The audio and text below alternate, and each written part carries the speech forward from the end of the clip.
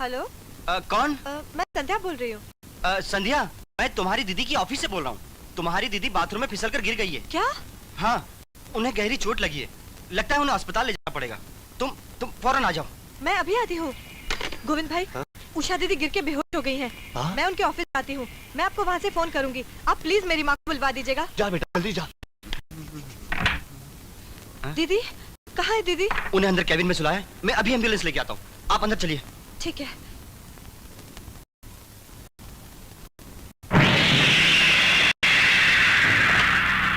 तुम? याद है उस दिन मैंने तुमसे कहा था कि मेरा नाम किरण वर्मा है,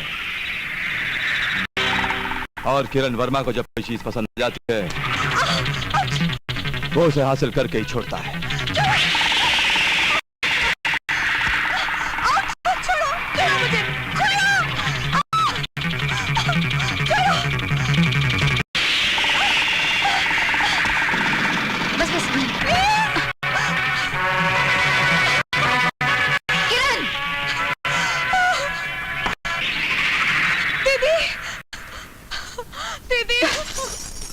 काश कि मैं तेरे खानदान की होने वाली बहू ना होती तो तेरा ऐसा अंजाम करती कि तू जीते जी मर जाता।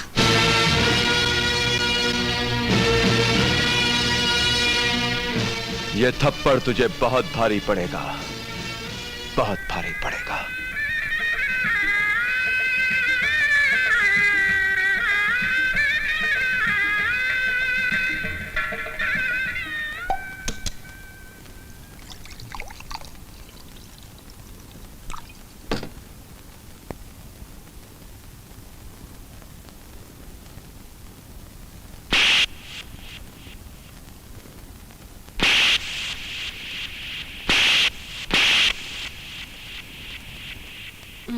डार्लिंग, क्या आज शराब ही पीते जाओगे?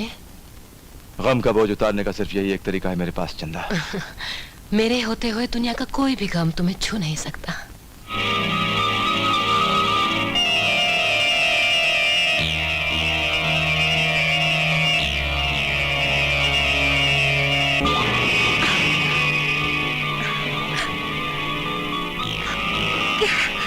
ये तुम्हें अचानक क्या हो गया किरण? दुर्गा देवी, अरे ओ दुर्गा देवी, कहाँ हो? अरे मुबारक हो दुर्गा देवी, मुबारक हो। चमक गई हमारी पार्टी की किस्मत, खुल गए हमारी तकदीर के दरवाजे, मिल गई हमें हमारी मंजिल।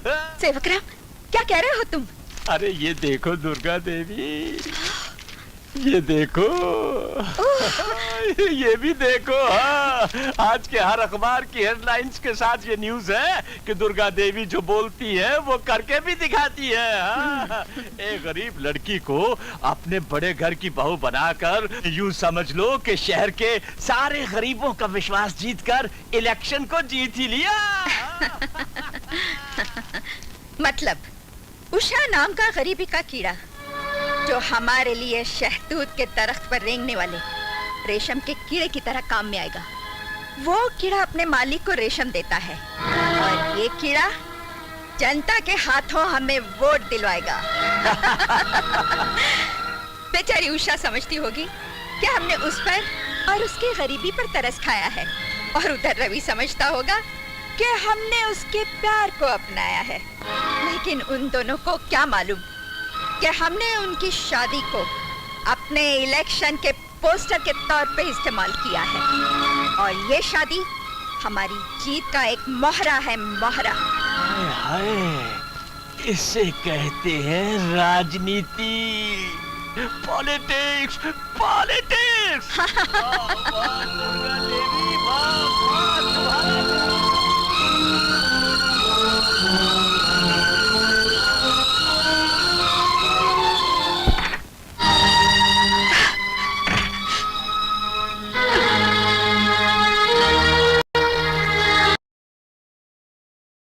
रवि, माँ ने इतना प्यार, इतना सम्मान दिया है कि आंखों में आंसू आ गए। शादी से पहले तुम्हें माँ से कितना डर लगता था, आज देख लेना माँ का असली रूप। सच उषा, मैंने उस माँ की कोख से जन्म नहीं लिया, मगर उसने कभी इस बात का एहसास नहीं होने दिया कि मैं उसका अपना खून नहीं हूं। बस जबान की जरा तीखी है, मगर दिल एकदम शीशे की तरह साफ है। सच रवि, बिल्कुल सच। माँ का प्यार तो तुमने देख ही लिया, अब अपने पति का प्यार भी देखना। मैं अपनी प्यारी प्यारी पत्नी को इतना प्यार दूंगा कि दुनिया के किसी भी पति ने अपनी पत्नी को नहीं दिया होगा। Eyebrow brush? कौन सा? ये ओफो, इतने साल हो गए, आईब्रो ब्रश समझ में नहीं आता। लिपस्टिक ब्रश हो?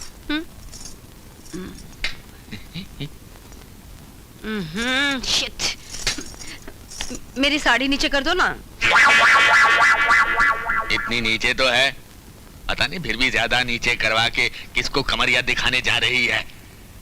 श्याम, कर रहा हूँ भाई, कर रहा हूँ। साड़ी ऊपर करने में, मेरा मतलब है साड़ी नीचे करने में थोड़ा वक्त तो लगता ही है ना। अरे अरे क्या कर रहे हो? पागल तो नहीं हो गए? मैंने कमर से नहीं, पाँव से नीचे करने को कहा है। मैंने सोचा कमर से नीचे करने को कहा। अच्छा, नीचे से करता हूँ। तुम जिंदगी में कुछ नहीं समझोगे। ठीक करो ना साड़ी।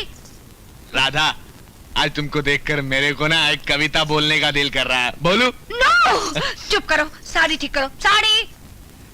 आओ, आओ, ये क्या कर रहे हो? ए, श्याम, छोड़ो। हे भगवान, मेरी तकदीर में लिखने के लिए कोई और नहीं मिला जो इस पागल कवि को लिख दिया। जाओ, मैं कहती हूँ जाओ यहाँ से।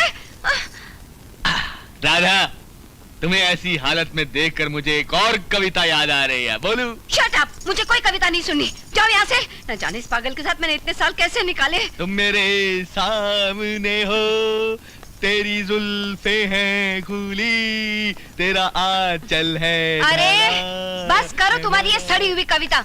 सुनो, मुझे शाम को पार्टी में जाना है, मेरे सारे कपड़े इस्त्री करके रखना। और हाँ, वो जो ब्यूटी पार्लर है ना जहाँ तुम जाते हो, वहाँ जाके मेरी वो ब्राउन कलर की विग लेके आना। ओके? ब्राउन वाली विग भी आ जाएगी। याद से लाना, वरना ये में लगे रहोगे।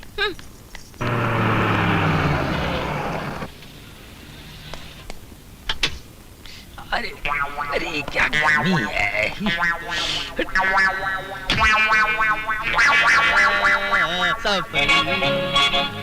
श्याम सुंदर, श्याम सुंदर, श्याम सुंदर।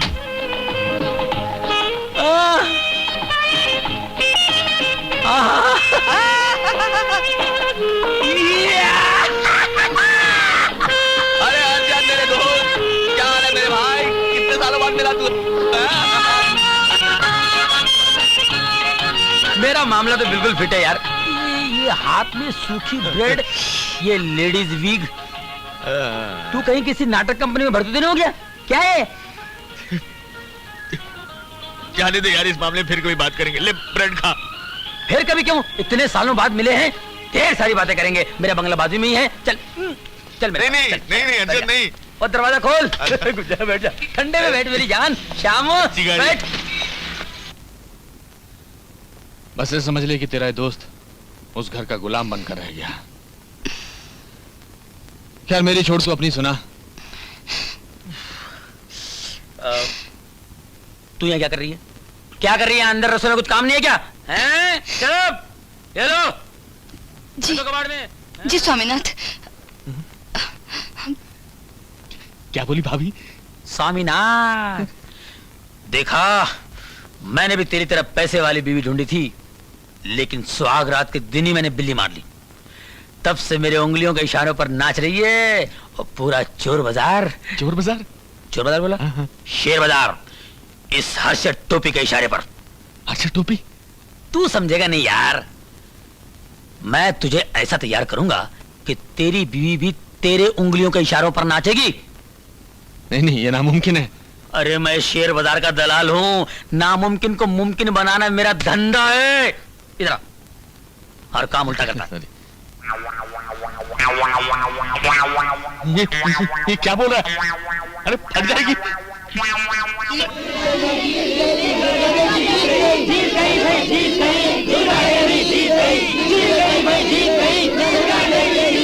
दुर्गा देवी, दुर्गा देवी, दुर्गा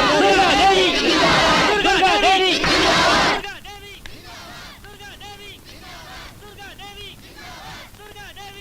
दुर्गा भाई, इलेक्शन से पहले ये वादे, ये नारे कितने अच्छे और मीठे लगते हैं, इलेक्शन जीत जाने के बाद यही बातें और यही नारे कितने गंदे और कड़वे लगते हैं।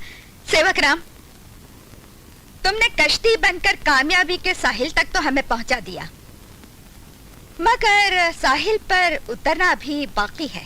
अरे दुर्गा भाई, साहिल पर उतरना क्या, अब तो आपका सिर्फ चीफ मिनिस्टर की कुर्सी पर बैठना ही बाकी है बस। हाँ, मगर उसके लिए हमें पूरे 50 अपक्ष एमएलए को पकड़ना पड़ेगा, जिससे हमें सरकार बनाने के लिए मेजोरिटी मिल जाए। सेवक नाम है मेरा, सेवक राम। अरे दुर्गा भाई, वो 50 एमएलए तो चने कुरमरे की तरह मेरी जेब में पड़े हुए हैं। उन सब की दस्तखत वाली लिस्ट एमएलए सावंत के घर पे तैयार हो चुकी होगी। मैं बस यहाँ से गया और वो लिस्ट लेकर वापस आया। सच? बचपन से सिर्फ एक ही तमन्ना है कि सारे देश का धन मैं संभालूं। लेकिन शुरुआत तो इस स्टेट के धन संभालने से ही करनी पड़ेगी ना। मतलब? मतलब तो साफ ही है दुर्गा भाई। चीफ मिनिस्टर की कुर्सी पर बैठने के बाद फाइनेंस मिनिस्टर की कुर्सी पर मुझे ही बिठाना होगा।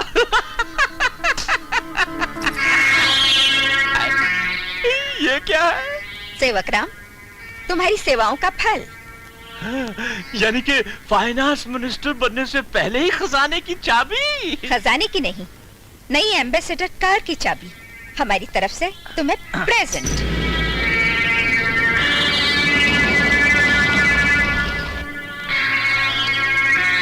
नायक तुम यही बैठो, मैं सावंत के घर से लिस्ट लेकर आता हूँ।